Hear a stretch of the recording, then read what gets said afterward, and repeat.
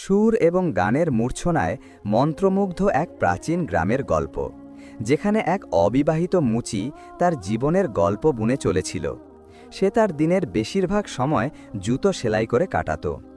জুতো সেলাই করে তার যা কিছু উপার্জন হতো তা দিয়ে সে কেবল নিজের পেট চালাতে পারত। তার সামান্য আয়ে পেট চালানোই দায় হয়ে যেত, তাই সে কখনো বিয়ের কথা ভাবতেই পারত না। একদিন তার খিচুড়ি খাওয়ার খুব ইচ্ছা হলো। অনেক দিন ধরে সে খিচুড়ি খায়নি, তাই সে বাজার থেকে চাল ও কিছু মুগ ডাল কিনে আনলো এবং পরম আগ্রহের সাথে খিচুড়ি তৈরি করল। খিচুড়ি তৈরি হয়ে গেলে সে তা একটি বড় থালায় ঢেলে ঠান্ডা হতে দিল। তারপর সে ভাবল, খিচুড়ি ঠান্ডা হতে হতে সে কিছু জুতো তাদের মালিককে ফিরিয়ে দিয়ে আসবে। এটা ভেবেই সে খিচুড়ি রেখে সেলাই করা জুতো ফিরিয়ে দিতে চলে গেল। ইতিমধ্যে এক শিয়াল জঙ্গল থেকে ঘুরতে ঘুরতে সেই পথ দিয়ে যাচ্ছিল। সে মুচির বাড়ি খালি দেখে ভিতরে ঢুকে পড়ল। সে দেখল একটি বড় থালায় গরম গরম খিচুড়ি রাখা আছে। শিয়ালটি ক্ষুধার্ত ছিল। সে আর কিছু না ভেবে দ্রুত খিচুড়ি খাওয়া শুরু করল। দুর্ভাগ্যবশত শিয়ালটি পুরো খিচুড়ি শেষ করার আগেই মুচি ফিরে এলো। মুচি খিচুড়ি খাওয়ার জন্য খুবই উদ্গ্রীব ছিল, তাই সে তাড়াতাড়ি জুতো ফিরিয়ে দিয়ে বাড়ি ফিরে আসে। কিন্তু যখন সে বাড়ি ফিরে দেখল যে শিয়ালটি মজা করে তার খিচুড়ি খাচ্ছে, তখন সে দ্রুত বাড়ির দরজা বন্ধ করে দিল এবং শিয়ালটিকে একটি দড়ি দিয়ে বেঁধে ফেলল। এরপর মুচি একটি মোটা লাঠি নিয়ে শিয়ালটিকে মন ভরে পিটাতে লাগল। সে কিছুক্ষণ পরপর উঠত আর লাঠি নিয়ে শিয়ালটিকে মারতে শুরু করত, এবং যখন সে ক্লান্ত হয়ে যেত তখন সে আবার তার নিজের কাজে লেগে যেত। শিয়াল মনে মনে ভাবতে লাগল, যদি এভাবেই আমাকে মারতে থাকে তবে আমার পক্ষে বেঁচে থাকা অসম্ভব। শিয়ালটি মার খেতে খেতে সেখান থেকে পালানোর উপায় খুঁজতে লাগল, কিন্তু সে বাঁধা ছিল, তাই সে পালাতে পারল না। মার খেয়ে চুপচাপ পড়ে রইল। কোনো রকমের রাত কেটে গেল। পরদিন সকালে যখন মুচি তার কাজে গেল, তখন শিয়ালটি ভাবতে লাগল, এটাই কিছু করার সুযোগ, কিছু একটা ভালো বুদ্ধি বের করতে হবে। শিয়ালটি কিছুক্ষণ বসে ভাবতে লাগল এবং অবশেষে তার মাথায় একটি বুদ্ধি এলো। সে চারিদিকে ঘুরে দড়ি দিয়ে নিজেকে আরও শক্ত করে বেঁধে ফেলল এবং এমনভাবে চিৎকার করতে লাগল যেন সে তার সঙ্গীদের ডাকছে। জঙ্গল খুব কাছেই ছিল, তাই যখন অন্য শিয়ালরা তার আওয়াজ শুনল, তারাও জোরে জোরে চিৎকার করতে লাগল। জঙ্গলে যে শিয়ালরা কথা বলছিল তাদের মধ্যে একজন শিয়াল ছিল যে সেই শিয়ালটির বন্ধু ছিল, যে খিচুড়ি খেয়ে এই বিপদে পড়েছিল। যখন সে তার বন্ধুর কণ্ঠস্বর শুনল, তখন সে তার বন্ধু কোথায় আছে তা জানার জন্য আরও জোরে চিৎকার করতে লাগল। যখন সে বুঝতে পারল যে তার বন্ধু এই গ্রামে আছে, তখন সে তাকে খুঁজতে খুঁজতে সেই গ্রামের দিকে চলে এলো এবং খুঁজতে খুঁজতে অবশেষে মুচির বাড়ির কাছে পৌঁছে গেল। সে কান লাগিয়ে শুনল তার বন্ধুর কণ্ঠস্বর সেই মুচির বাড়ি থেকেই আসছে। সে ভিতরে উঁকি দিয়ে দেখল তার বন্ধু দড়ি দিয়ে বাঁধা আছে। যখন সে তার কাছে পৌঁছল, তখন সে তার বন্ধুকে জিজ্ঞাসা করল, কেন বন্ধু, তুমি এখানে কি করছো, আর তুমি এখানে পৌঁছলে কিভাবে? দড়ি দিয়ে বাঁধা শিয়ালটিকে এতটাই মারা হয়েছিল যে তার পুরো শরীর ফুলে গিয়েছিল, আর এই কারণে সে খুব মোটা দেখাচ্ছিল। যখন সে তার বন্ধুকে কাছে দেখল, তখন সে তার ব্যথা লুকাতে কিছুটা হেসে বলল, আমরা তো মজা করছি বন্ধু, তুমি তো জঙ্গলে ঘুরে বেড়াও। অন্য শিয়ালটি যখন তাকে দেখল, তখন সত্যিই তাকে মোটা দেখাচ্ছিল। সে তাকে জিজ্ঞাসা করল, তারপরও তুমি আমাদের বলো যে তুমি এই সফলতা কিভাবে পেলে? দড়ি দিয়ে বাঁধা শিয়ালটি খুব চালাকি এবং বুদ্ধিমত্তার সাথে বলল, আমি তোমাকে এই রহস্য বলতে রাজি আছি, তবে একটি শর্তে। সেটা কি, আমাকে তাড়াতাড়ি বলো, অন্য শিয়ালটি বলল। শর্তটি হলো যে তুমি কাউকে কিছু বলবে না। না, একদমই না।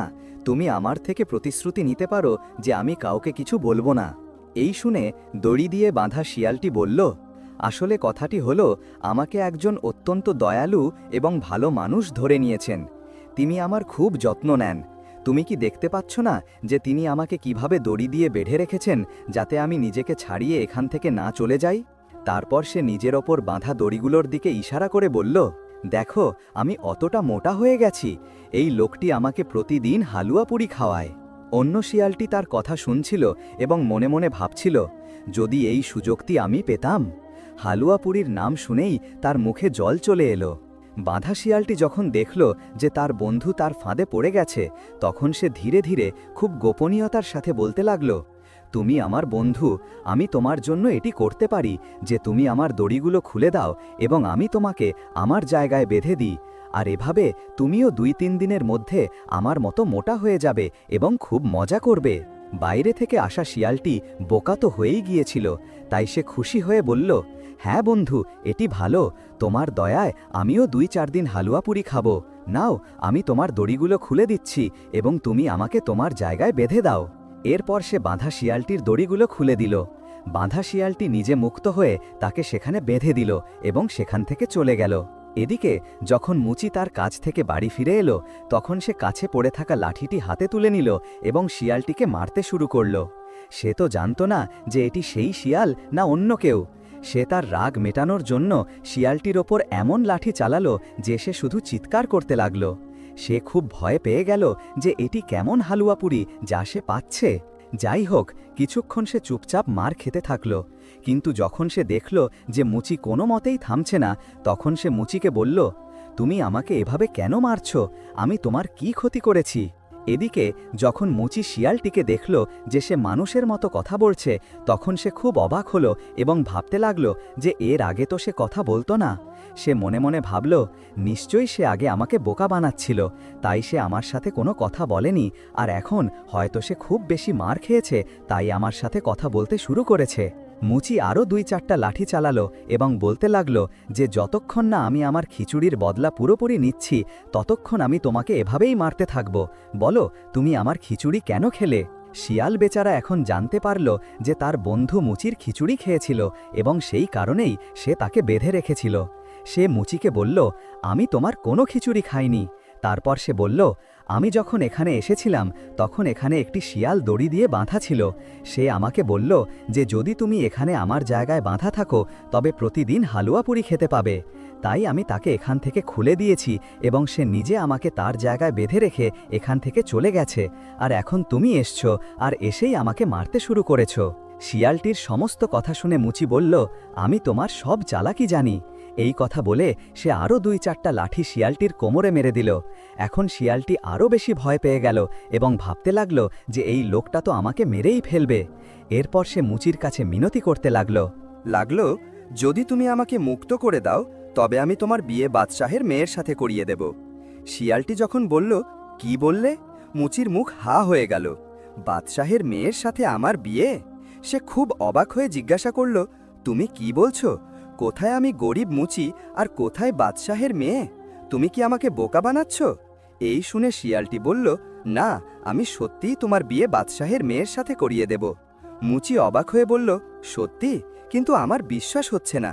শিয়ালটি বলতে লাগল, আমি তোমাকে প্রতিশ্রুতি দিয়ে বলছি যে আমি আমার কথা রাখব।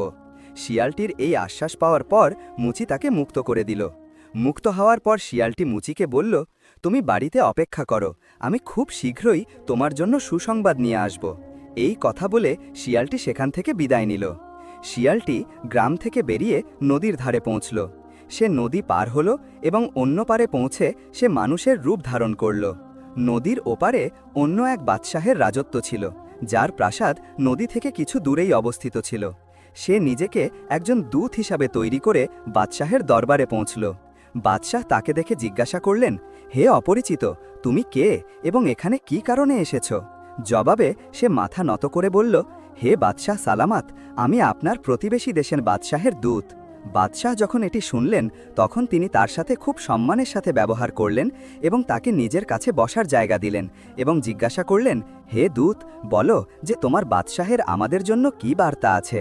দূত আদবের সাথে বলল, হে বাদশাহ, আমাদের বাদশাহ এখনও অবিবাহিত এবং তিনি আপনার মেয়ের জন্য বিয়ের প্রস্তাব পাঠিয়েছেন। ভাগ্যক্রমে সেই বাদশাহের একটিই মেয়ে ছিল এবং সে যুবতী ছিল। বাদশাহ তার সম্পর্ক নিয়ে চিন্তিত ছিলেন এবং তিনি এই অপেক্ষায় ছিলেন যে কোনো রাজ্য থেকে তার মেয়ের জন্য প্রস্তাব আসবে। যখন তিনি দেখলেন যে প্রস্তাব নিজে থেকেই এসেছে, তখন তিনি খুব খুশি হলেন। তিনি দূতকে বললেন, আমরা এই সম্পর্ক মঞ্জুর করছি, এবং তিনি একই সাথে বিয়ের তারিখও ঠিক করে দিলেন এবং দূতকে অনেক মূল্যবান উপহার দিয়ে বিদায় করলেন। দূত সেখান থেকে বিদায় নিয়ে আবার নদীতে এলো এবং সেখানে পৌঁছে আবার শিয়াল রূপ ধারণ করল এবং নদী পার করে সোজা গ্রামের দিকে চলে গেল। গ্রামে পৌঁছে সে সোজা মুচির বাড়িতে পৌঁছল। সামনে মুচি তার অপেক্ষায় ছিল। তাকে দেখেই খুশি হয়ে বলল, কী সুসংবাদ নিয়ে এসেছ? শিয়ালটি খুব শান্তভাবে উত্তর দিল, তোমার বিয়ের কথা ঠিক হয়ে গেছে এবং অমুক তারিখে তোমার বিয়ে। এই শুনে মুচি ভয় পেয়ে বলল, কিন্তু আমার কাছে তো একটিও পয়সা নাই। এই শুনে শিয়ালটি বলল, তুমি চিন্তা করো না। শিয়ালটি এই কথা বলেই মুচিকে হতবাক করে সেখান থেকে চলে গেল। আসলে মুচি এখনও বিশ্বাস করতে পারছিল না যে তার বিয়ে কোনো বাদশাহের মেয়ের সাথে হতে যাচ্ছে। এটা অসম্ভব ছিল। কিন্তু যখন সেই নির্দিষ্ট তারিখে শিয়ালটি খুব ভোরে তার কাছে পৌঁছল, তখন সে আরও অবাক হলো এবং শিয়ালটি তাকে বলল, তাড়াতাড়ি করো, আমার সাথে চলো, আজ তোমার বাদশাহের মেয়ের সাথে বিয়ে। মুচির কাছে আর কী বা সাজ সরঞ্জাম ছিল। সে চুপচাপ শিয়ালটির পিছনে পিছনে চলল এবং শিয়ালটি তাকে সাথে নিয়ে গ্রামের বাইরে সেই নদীর কাছে পৌঁছল। সেই সময় নদীর ধারে একজন ধোপা কাপড় ধোয়ার জন্য এসেছিল। শিয়ালটি তাকে একটি সোনার মোহর দিল এবং বলল, তোমার কাছে যত কাপড় আছে সেগুলো আশেপাশের গাছ এবং ঝোপের ওপর ছড়িয়ে দাও। ধোপাটি বিনামূল্যে একটি সোনার মোহর পেয়ে গিয়েছিল।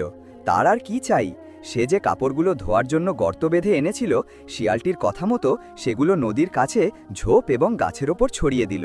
শিয়ালটি যখন দেখল যে সে কাপড়গুলো ছড়িয়ে দিয়েছে, তখন সে একজন তুলো বিক্রেতার কাছে গেল এবং তাকে একটি সোনার মোহর দিয়ে বলল, তুমি ধোয়া তুলোর কিছু বান্ডিল নদীর ধারের কাছে পৌঁছে দাও। তুলো বিক্রেতা লোকটি সোনার মোহর নিয়ে ধোয়া তুলোর কিছু বান্ডিল নদীর ধারের কাছে পৌঁছে দিল। এবং যখন এই সব কিছু হয়ে গেল, তখন শিয়ালটি মুচিকে বলল, আমি যা বলি তুমি তাই করবে। মুচি বলল, হ্যাঁ, তুমি যা বলবে আমি তাই করব।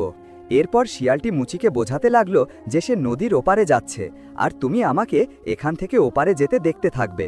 যখন তুমি আমাকে দেখবে যে আমি বাদশাহের প্রাসাদে প্রবেশ করছি, তখন তুমি ধোপাকে বলবে যে সে তার সব কাপড় নামিয়ে নিয়ে যাক, যা সে গাছ এবং ঝোপের ওপর ছড়িয়ে দিয়েছে।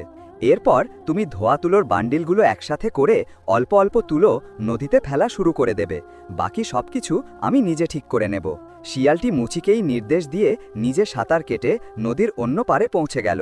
অন্য পারে পৌঁছে সে আবার দূতের রূপ ধারণ করল এবং বাদশাহের প্রাসাদের দিকে চলে গেল। অন্যদিকে বাদশাহ শাহজাদির বিয়ের জন্য পুরো প্রস্তুতি নিয়ে বসেছিলেন এবং রাজকীয় বরযাত্রীর অপেক্ষায় ছিলেন। তিনি এই অপেক্ষায় প্রাসাদের ছাদে উঠে দেখলেন, ধোপাটি যে কাপড়গুলো গাছ এবং ঝোপের ওপর ছড়িয়ে দিয়েছিল, সেগুলো দেখে বাদশাহের মনে হলো যেন বরযাত্রী নদীর ওপারে তাঁবু ফেলে রেখেছে এবং এখানে পৌঁছতে চলেছে, এবং তিনি এই অপেক্ষায় বসেছিলেন। শিয়ালটি যখনই দূতের রূপে বাদশাহের প্রাসাদে পৌঁছল, পিছনে মুচি শিয়ালটির নির্দেশ অনুসারে ধোপাকে বলল যে সে তাড়াতাড়ি তার সব কাপড় গাছ এবং ঝোপের ওপর থেকে নামিয়ে নিক। এরপর সে তাড়াতাড়ি ধোয়া তুলোর বড় বড় গুচ্ছ নদীতে ফেলতে লাগল। নদীতে তুলোর গুচ্ছগুলো ভাসতে ভাসতে দূর থেকে এমন দেখাচ্ছিল যেন বড় বড় নৌকা নদীতে ডুবছে এবং ভাসছে। ওদিকে দূত যখনই বাদশাহের প্রাসাদে পৌঁছল, তখন সে কান্নাকাটি শুরু করে দিল। তাকে এভাবে কাঁদতে দেখে বাদশাহ খুব চিন্তিত হলেন এবং তাকে জিজ্ঞাসা করতে লাগলেন, তোমার কি হয়েছে এবং শাহজাদির বরযাত্রী কোথায়? বাদশাহ সালামত, খুব খারাপ হয়েছে। আমাদের বাদশাহ বরযাত্রী নিয়ে নদী পার হচ্ছিল, তখনই ভয়ঙ্কর ঝড় এলো। সমস্ত সাজ সরঞ্জাম, আমির ওমরা, আত্মীয় স্বজন এবং সেনাবাহিনীর লোকেরা নৌকা সমেত ডুবে গেল। আর আমাদের হবু জামাই কোথায়? সেও কি ডুবে গেছে? বাদশাহ চিন্তিত হয়ে জিজ্ঞাসা করলেন। এই শুনে দূত বলল, বাদশাহ সালামত, ভাগ্যক্রমে আমি এবং বাদশাহই বেঁচে আছি, আর তিনিও শুধু শরীরের পোশাকেই আছেন, এবং বাদশাহ সালামতের পোশাকও ছিঁড়ে গিয়েছিল। একজন গরিব লোকের কাছ থেকে কাপড় নিয়ে তাকে পরানো হয়েছে। কিন্তু তিনি এখন কোথায় আছেন? বাদশাহ চিন্তিত হয়ে জিজ্ঞাসা করলেন। হুজুর, এই মুহূর্তে তিনি নদীর ওপারে একা বসে আছেন। এই কথা শুনে বাদশাহ তার মন্ত্রী এবং সৈন্যদের নির্দেশ দিলেন যে এখনই যাও এবং পূর্ণ জাঁকজমকের সাথে আমাদের হবু জামাইকে প্রাসাদে নিয়ে এসো। আদেশ দেবার সাথে সাথেই সেনাবাহিনীর সৈন্যরা মুচিকে নিয়ে প্রাসাদে পৌঁছে গেল। সেই সময় পর্যন্ত ধোপাটি তার সব কাপড় গুছিয়ে চলে গিয়েছিল এবং তুলোর বড় বড় গুচ্ছগুলো নদীতে ডুবে গিয়েছিল। শুধুমাত্র মুচি হতবাক হয়ে অন্য পারে বসে এই সব কিছু দেখছিল। এরপর মুচিকে নৌকার মাধ্যমে নদী পার করানো হলো এবং খুব জাঁকজমকের সাথে বাদশাহের প্রাসাদে পৌঁছে দেওয়া হলো। যখন বাদশাহ তার হবু জামাইকে জীবিত পেলেন, তখন তাকে দেখে খুব খুশি হলেন এবং এভাবেই শাহজাদি এবং মুচির বিয়ে খুব ধুমধাম করে দেওয়া হলো। বিয়ের পর দূত বাদশাহকে বলল, হুজুর, যদি অনুমতি দেন তবে একটি কথা বলতে চাই। বাদশাহ বললেন, অবশ্যই বলো, আমার তরফ থেকে অনুমতি আছে। দূত খুব আদবের সাথে বলল, হুজুর, আপনার জামাইয়ের সব কিছু লুণ্ঠিত হয়েছে। মা, বাবা, আত্মীয় স্বজন, আমি রমরা সবাই ডুবে গেছেন, আর এখন তিনি একেবারেই একা। আর পিছনে খবর নেই যে প্রাসাদেও কেউ দখল করে নিয়েছে কিনা, কারণ বরযাত্রীর ধ্বংসের খবর পিছনে পৌঁছে গিয়েছিল। তাই তাদের ফিরে যাওয়া অর্থহীন, কেননা তাকে এখানেই থাকার জন্য বাধ্য করা হোক। ভাগ্যক্রমে বাদশাহ আগেই এমনটা ভাবছিলেন। বাদশাহের একটিই মেয়ে ছিল এবং তিনি তাকে খুব ভালোবাসতেন। তার দূতের এই কথা খুব পছন্দ হলো। তিনি মনে মনে ভাবলেন, এভাবে তার মেয়েও তার চোখের সামনে থাকবে এবং তার রাজত্বে তার হাত বাড়ানোর জন্য একজন পেয়ে যাবেন। তিনি দূতকে বললেন, আমাদের জামাই কি এই কথা মেনে নেবেন? দূত সাথে সাথেই বলল, হুজুর, এই বিষয়টি আপনি আমার ওপর ছেড়ে দিন, আমি তাকে রাজি করিয়ে নেব। বাদশাহ খুশি ছিলেন যে এখন তার মেয়ে তার চোখের সামনেই থাকবে। এরপর মুচিকে সেখানেই একটি প্রাসাদ দেওয়া হলো, যেখানে মুচি রাজকীয় জাঁকজমকের সাথে বসবাস করতে লাগল। কয়েকদিন পর্যন্ত শিয়ালটিও সেখানেই দূতের রূপে তাদের সাথে থাকল। তারপর একদিন মুচিকে বলল, দেখো, আমি তোমাকে যে প্রতিশ্রুতি দিয়েছিলাম তা পূরণ করে দিয়েছি। এখন আমাকে অনুমতি দাও যাতে আমি আমার সঙ্গীদের সাথে মিশে যেতে পারি। মুচি তাকে অনেক বোঝানোর চেষ্টা করল, কিন্তু সে মানল না এবং বিদায় নিয়ে আবার তার আসল রূপে ফিরে এসে তার বন্ধুদের সাথে মিশে গেল। প্রিয় বন্ধুরা, আশা করি এই ভিডিওটি আপনাদের ভালো লেগেছে। যদি ভিডিওটি ভালো লাগে তবে মন্তব্য করে আপনার মতামত অবশ্যই জানাবেন। আমাদের চ্যানেলটি সাবস্ক্রাইব করে দেবেন। ভিডিওটি দেখার জন্য অনেক অনেক ধন্যবাদ।